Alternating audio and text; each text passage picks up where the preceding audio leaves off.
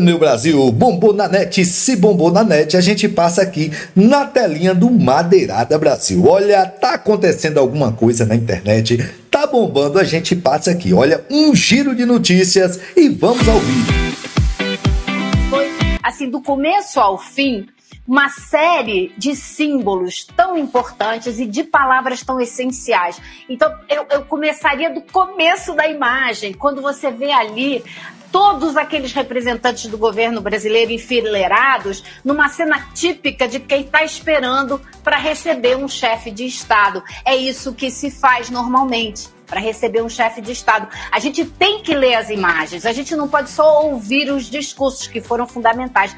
Mas aí sai primeiro de todo mundo o Hassan com a família dele, as duas meninas e a mulher dele, e foram aplausos, abraços, isso tudo que vocês estão vendo. Mas eu acho que a primeira coisa foi essa importância, essa grande importância que o governo brasileiro deu com todos os seus representantes à chegada dessa turma. Depois disso, um ponto que o Rodrigo destacou muito bem, que na hora eu pensei isso comigo, nosso Lula repórter, o Lula repórter, ouvindo e perguntando aos dois brasileiros palestinos que chegaram, que são os mais conhecidos dos brasileiros aqui, fazendo uma entrevista, perguntando a eles, e isso é muito bacana, porque ele não tem controle sobre o que ninguém vai falar. Os discursos foram todos de improviso. Ele não sabe se vai chegar ali na hora e as pessoas vão dizer alguma coisa que desagrade ao governo brasileiro.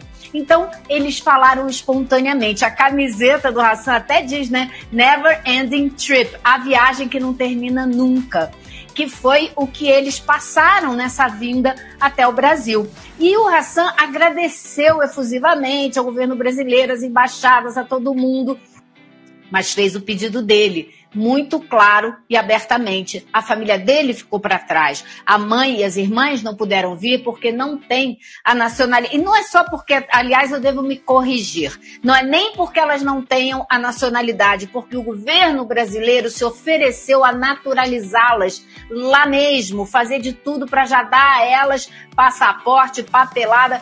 Quem não permite que eles saiam é o governo de Israel. E isso ficou muito claro nessa entrevista do presidente Lula com o Hassan, né? E que falou claramente, Hassan falou massacre. O que está acontecendo lá é um massacre. Então, eu acho que isso foi, sim, super importante. E, Rodrigo, a gente sabe que na diplomacia, discurso é tudo. Cada palavra é essencial. E não me espanta que muitos jornais brasileiros não colocaram uma palavra essencial que o presidente Lula usou e que você destacou com muita razão. Vários.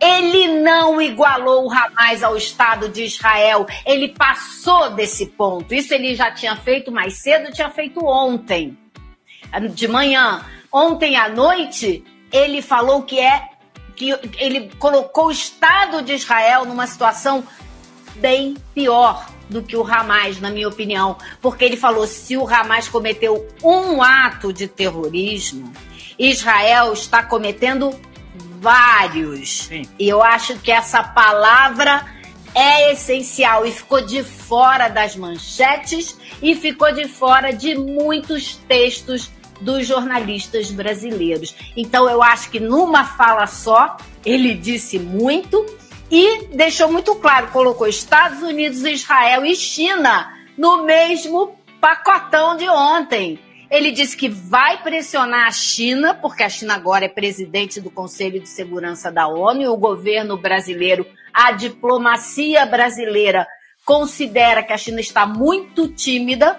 Até agora não tomou nenhuma atitude para forçar uma nova votação no Conselho de Segurança, exigindo, não é pedindo mais, porque ninguém tem que pedir, exigindo um cessar-fogo imediato. É o que ele vai pressionar para que aconteça. Se a China não apresentar uma resolução nessa direção, eu ouvi dos diplomatas brasileiros, o Brasil não precisa esperar que a China tome essa atitude. O Brasil, por participar do Conselho, pode fazer a apresentação de uma resolução nesse sentido e vai fazer se a China não se mexer. E, por último, na entrevista com a Chared, que estava ali de mão dada com a irmã dela o tempo todo, eu destacaria pelo menos duas coisas. Primeiro, ele deu a ela o microfone para ela contar a própria história. Ele não foi contar a história de ninguém. Isso é um respeito profundo. A pessoa, o próprio indivíduo contar a sua história. E ela contou que ela perdeu a mãe, porque a mãe foi se despedir da família, então elas foram para casa, a mãe morreu, ela ficou lá na faculdade. Quando ela conta isso e a mãe morreu, a gente repara, eu fiquei olhando para o rosto do presidente Lula, o desconcerto dele, a consternação dele ficou muito evidente. E aí ele falando para a Chared, que é como se ele estivesse falando para todo o povo brasileiro e para todos os palestinos representados ali na figura dessa jovem de 18 anos que chegou, né, a caráter para mostrar que é palestina também. Ele disse: nós fizemos esse movimento na ONU, mas um único país vetou: os Estados Unidos. Então, Rodrigo, Vivi, os recados foram todos dados com a maior tranquilidade. Mas teve o seu pior momento na gestão do governo anterior. É o que apontam o relatório da Associação Yanomami Utucara, os dados do Ministério da Saúde e vários especialistas. Diante da crise humanitária dos Yanomami, muitos lembraram dessa frase do Jair Bolsonaro: realmente a cavalaria brasileira foi muito incompetente. Competente, sim, foi a cavalaria norte-americana, que dizimou seus índios no passado e hoje em dia não tem esse problema em seu país.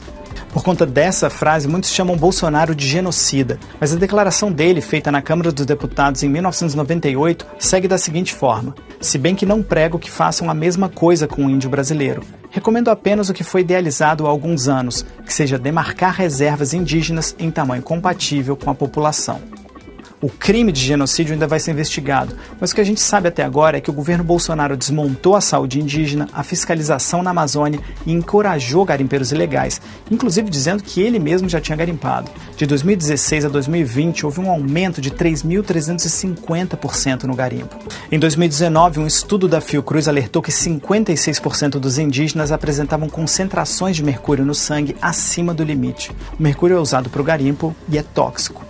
No ano seguinte, outro relatório da Fiocruz. Esse apontou que 8 em cada 10 crianças menores de 5 anos tinham desnutrição crônica na região. O governo Bolsonaro ignorou dezenas de ofícios com pedidos de ajuda e algumas vezes até mesmo decisões judiciais brasileiras e da Corte Interamericana.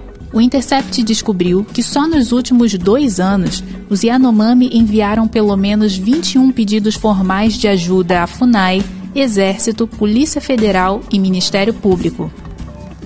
Os pedidos mostram uma sequência aterrorizante de ameaças e ataques. O assunto teve por toda parte na imprensa e realmente foi uma tragédia anunciada.